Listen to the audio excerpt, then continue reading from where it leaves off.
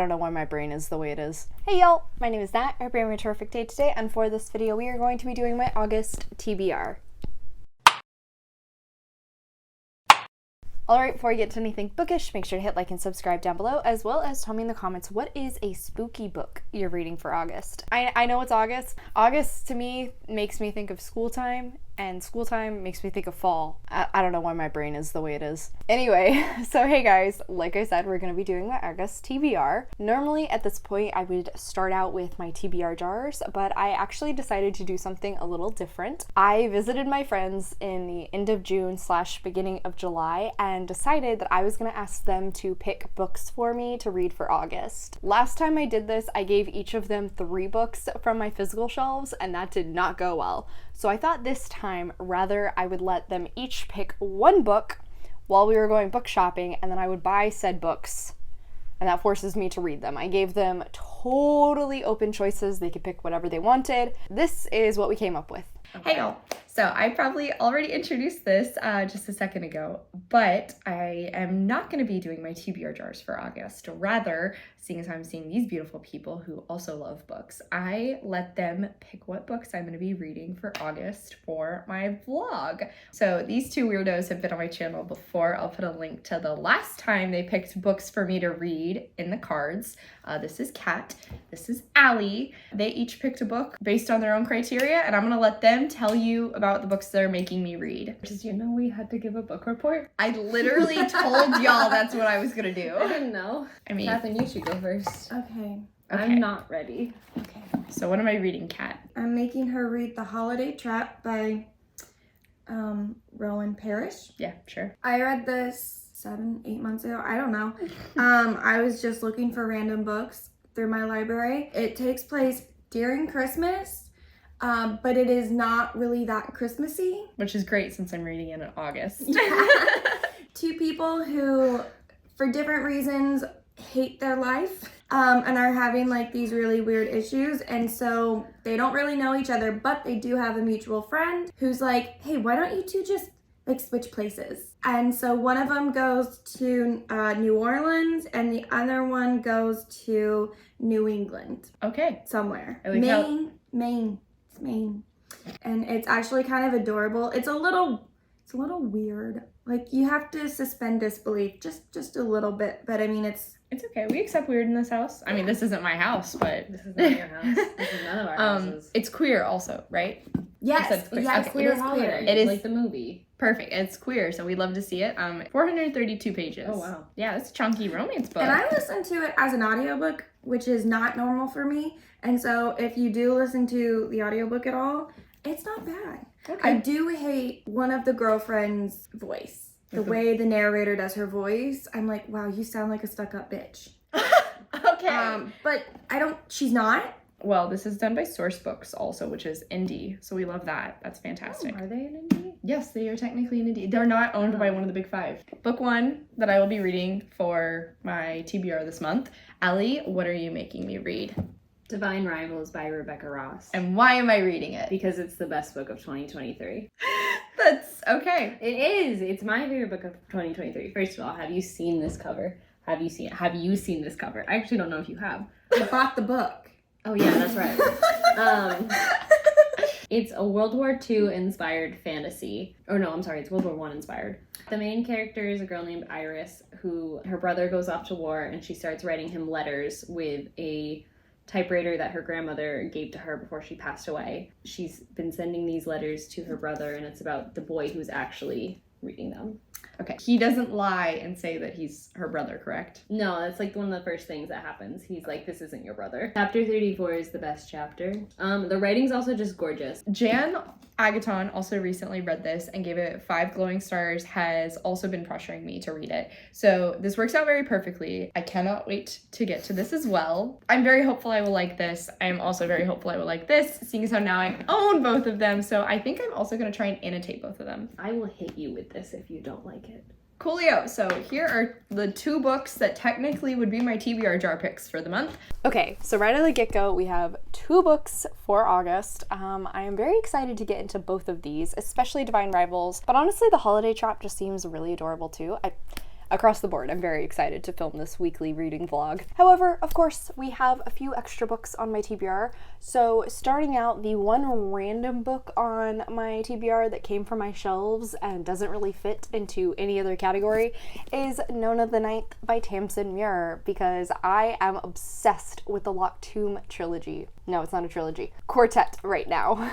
The fourth book just has not come out yet. So far, I've read one book a month for this series, and this is the third one. The last that's currently out, which I'm a little nervous about because, oh my god, this series is so much. There's so much going on, and I feel like I finally kind of have a grasp of the world and plot. I say that, but that's also not really true. I'm very nervous about the fact that between this and the fourth book, there's going to be a fair amount of time because the fourth book doesn't come out until next year. But I'm still pretty settled with this world right now, so I think I should really read this while I still feel that way. Seeing as how this is the third book in a series, obviously I can't tell you what this is about, but I can give you a quick synopsis of the first book. Usually, this book is sold as lesbian necromancers in space, which, yes, that is what it's about, but on top of that, I feel like I should give you the lesbian necromancers in space going through a creepy haunted mansion trying to find some secret in it. You're gonna be confused reading this series, except that's like kind of part of the enjoyment that I've come to associate with it, is being confused and trying to put together what's going on. The character work is phenomenal, the world building is just consistently growing. The writing is so funky in the way it blends old school fantasy with modern humor and then like sci-fi elements. It's great. I love it. So that is why I'm going to continue reading the series with Nona the Ninth. She's chonky, so this will probably be one that I read for like a fair amount of time in the month. Apart from that, I also have a few arcs that I need to get read this month. Starting at the top is Rouge by Mona Awad. Yes, I know whenever I talked about this in my mid-year freakout, I mispronounced it and said Rogue. I knew it was called Rouge because it's a Snow White retelling, but for some reason Rogue is what came out of my mouth.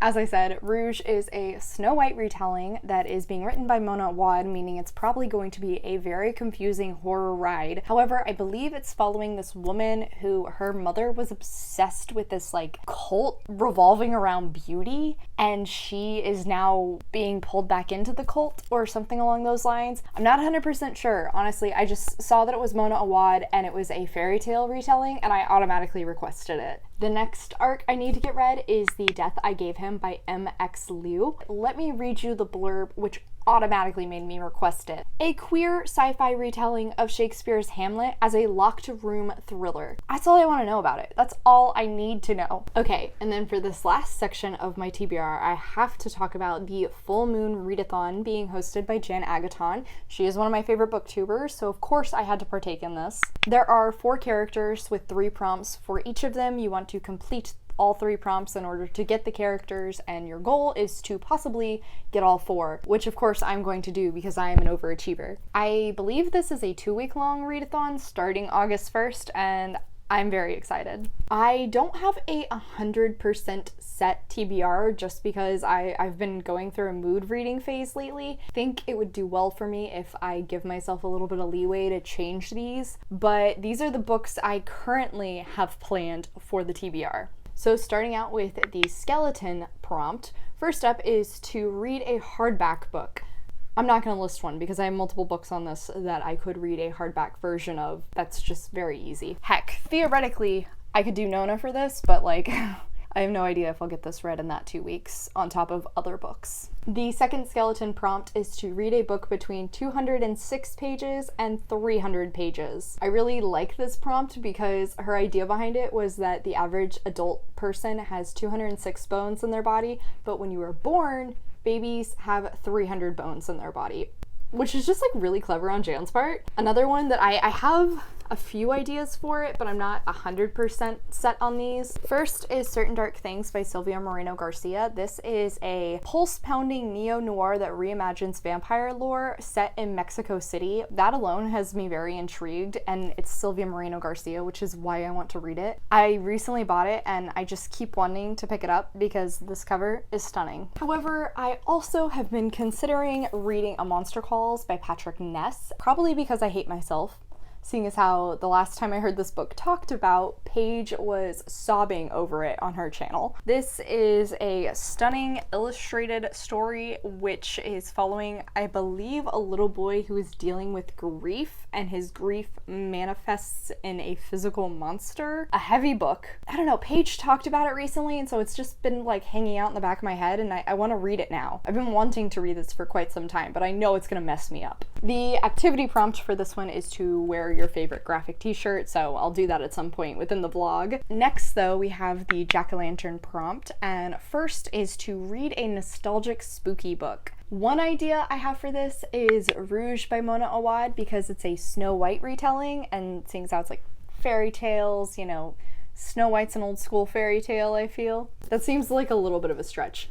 I also considered The Girls by Emma Cline, seeing as how this is set in the 60s? Yes, Northern California during the violent end of the 1960s. I believe it's following a girl who joins what is supposed to be reminiscent to the Manson family. I've been interested in this for so long, and I've really been wanting to pick it up. I'm finally maybe gonna do that. You know, 60s, there's the nostalgia. Not nostalgia for me, but nostalgic for somebody. Then the next prompt is a book that somebody else picked, and for this one I think I am going to do The Hacienda by Isabel Cañas. This is going to be the buddy read for Jan's Patreon Discord in August. Technically, yes, I did vote for this book, but also other people in the Discord did as well, and if anything, I think Jan will be the one who picks it. Yeah, that's sweet. That's what I got there. Finally is to get or make something that is pumpkin flavored.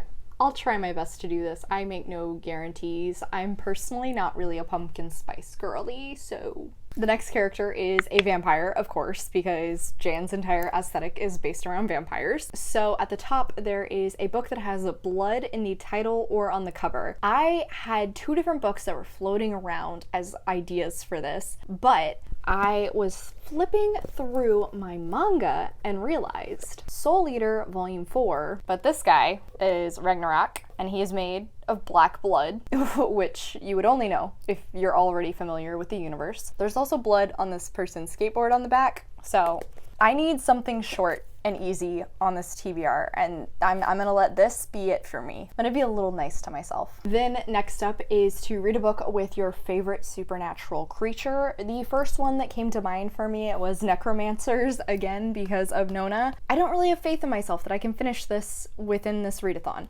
So my next idea was a witch character, which works out perfectly because the Book of Gothel by Mary McMime is the pick for the Story Continued book club in August, and I'm really excited for this. I actually recommended this book for a possibility. It is a fairy tale retelling of Gothel, the mother of Rapunzel, and I think that just sounds very interesting. I've heard pretty positive things about it too, so I'm very excited to pick it up for the book club as well as for this readathon. Then the activity prompt is a red drink or mug. Actually, I have a red drink right now.